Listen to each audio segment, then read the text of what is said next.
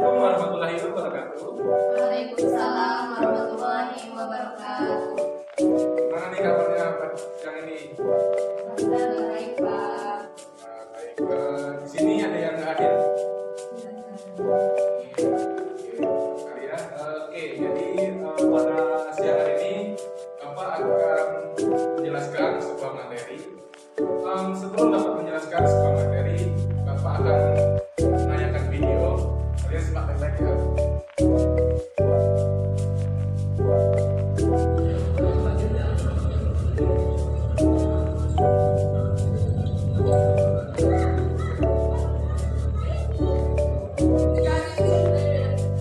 Momen unik saat Presiden Jokowi bertanya kepada warga terkait perbaikan jalan rusak di Lampung dilakukan mendadak pada Jumat 5 Mei 2023. Hasil video dibagikan fotografer Kepresidenan Agus Suparto. Jokowi terlihat melakukan jalan yang sudah diperbaiki sementara hanya dengan pasir dan batu. Jokowi awalnya berjalan kemudian bertanya kepada warga yang berkumpul di pinggir jalan, sudah berapa lama pasir dibuat oleh Pemda. Kemudian mendengar jawaban dua hari lalu, Jokowi tampak senyum terkekeh mendengar jawaban dari warga. Jokowi kemudian berjalan menuju ke arah mobil. Pada saat bersamaan, Jokowi mendengar teriakan warga. Jokowi pun menjawab dengan tegas akan siap diperbaiki. Jokowi sebelumnya meninjau jalan rusak di ruas jalan terusan Ria Cijunjung, Desa Purwotani, Kecamatan Jati Agung, Lampung Selatan, hingga mobilnya hampir nyangkut di aspal berlubang. Ikuti terus berita menarik lainnya. Jangan lupa like dan share seluruh akun Tribunbeda. Setelah dari video yang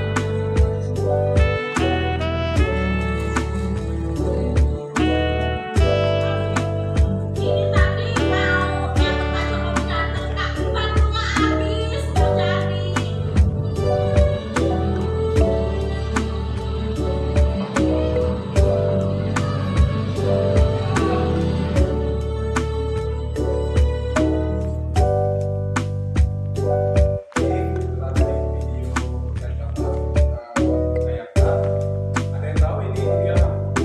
Benar. Jadi ini berita tentang apa ya? Ada yang tahu? Silakan. Nah, bisa silakan.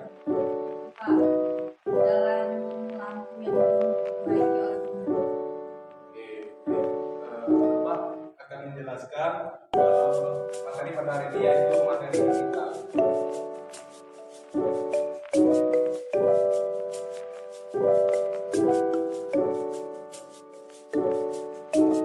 Jadi berita adalah laporan tercepat dari suatu peristiwa atau kejadian yang faktual, yang penting dan menarik. Berita juga mempunyai arti baru terjadi yang dapat menarik pembaca berita tersebut. Jadi berita itu suatu peristiwa atau kejadian yang baru terjadi. Baik, kita lanjut ke ciri-ciri berita. Ada 8. Yang pertama ada faktual, lalu aktual,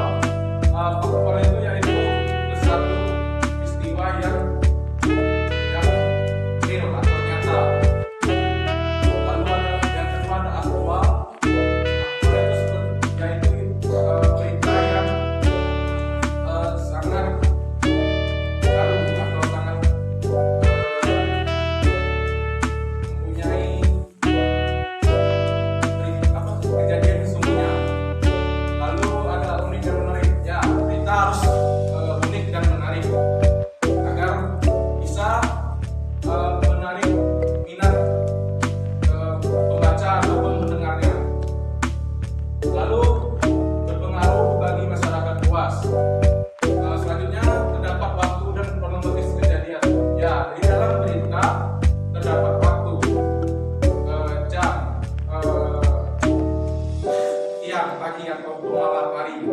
Dan kronologisnya seperti apa? Harus jelas. Kronologis seperti kejadian, penculikan, pembegalan dan lain sebagainya. Lalu objektif. Di sini yang dimaksud objektif itu berita yang jelas, baik dan lengkap. Lalu ada bahasa baku, sederhana dan komunikatif, dan yang terakhir ejaan. Lalu ada lafal. Lafal adalah bisa dikatakan budi bahasa yang diucapkan secara berbeda-beda dari beberapa orang ataupun kelompok orang, tergantung dari latar belakang mereka. Contohnya dengan menggunakan kata atau kalimat seperti a, i, u, dan o. Lanjut ke tekanan. Tekanan adalah suatu pengucapan yang terletak pada suatu kata atau kalimat yang berfungsi untuk membedakan arti kata. Jadi fungsi tekanan di sini adalah untuk membedakan suatu arti kata atau kalimat pada berita. Di dalam tekanan ada 3 jenis tekanan. Yang pertama tekanan dinamik, lalu tekanan nada dan tekanan tempo. Lanjut ke intonasi. Intonasi memiliki pengertian sebagai sebuah lagu kalimat. Sedangkan dalam pengertian lain menyebutkan bahwa intonasi merupakan ketepatan serta irama dalam sebuah kalimat. Dalam bentuk strukturnya menggunakan tanda baca seperti tanda titik, koma, dan tanda seru. Contohnya seperti pada gambar ini. Yang pertama, apa maksudnya? Lalu kita harus bekerja keras. Yang ketiga, besok pagi pekerjaan ini harus selesai, kata ibu. Dari ketiga kalimat ini kita bisa melihat intonasinya. Dari kalimat pertama itu memiliki intonasi yang naik. Lalu pada kalimat yang kedua memiliki intonasi yang datar, dan kalimat yang terakhir memiliki intonasi yang menurun. Lalu ada jeda. Jeda itu adalah waktu pengertian pada sebuah kalimat. Jeda dibagi menjadi 3, yaitu tanda garis miring, tanda garis dua, dan tanda suara ringan.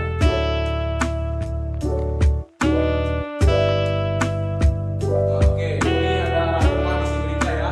Rangkuman isi berita itu adalah ringkasan yang berupa sebuah informasi-informasi pokok yang diringkas secara singkat. Dalam rangkuman isi berita ini terdapat 5 unsur. Salah satunya 6 unsur, yaitu apa, di mana, kapan, mengapa, siapa, dan bagaimana. Lalu ada ciri-ciri rangkuman isi berita. Yang pertama, harus memiliki kerangka dasar yang jelas. Ya, jadi dalam berita itu pasti memiliki kerangka dasar yang jelas, seperti strukturnya, tujuan berita tersebut, dan lain-lain. Yang kedua, harus memiliki inti yang tidak menghilangkan hasil karangan asli. Ya, dalam berita kita harus memiliki inti sari atau kesimpulan dari berita tersebut, tetapi tidak menghilangkan hasil karangan asli berita tersebut. Lalu yang ketiga, dalam memangkas gagasan harus terperinci. Dan yang terakhir, memiliki tujuan untuk memangkas hasil gagasan.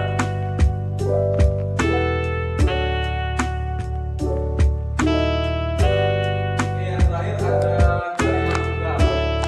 Kalimat tunggal disebut juga kalimat sederhana. Tidak ada kalimat kata penghubung atau konstruksi dalam kalimat tunggal. Kalimat sederhana adalah kalimat yang hanya terdiri dari satu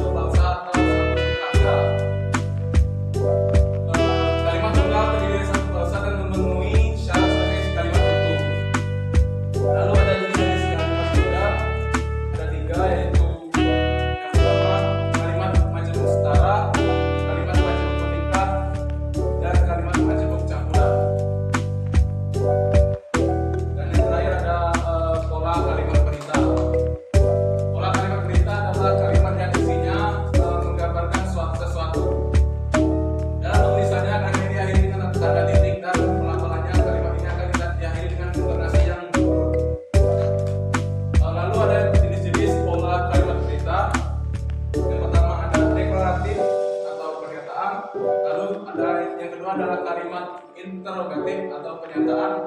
Yang ketiga ada kalimat imperatif atau perintah, dan yang terakhir kalimat interjektif atau seruan.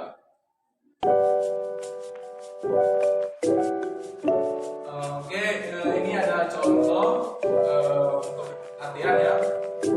Pada anak-anak sekalian, Bapak akan memberi waktu 5 menit untuk kalian membaca berita yang ada di sini. Nanti tugasnya kalian mencari 5 W1H dalam berita ini, lalu nanti dikumpulkan ke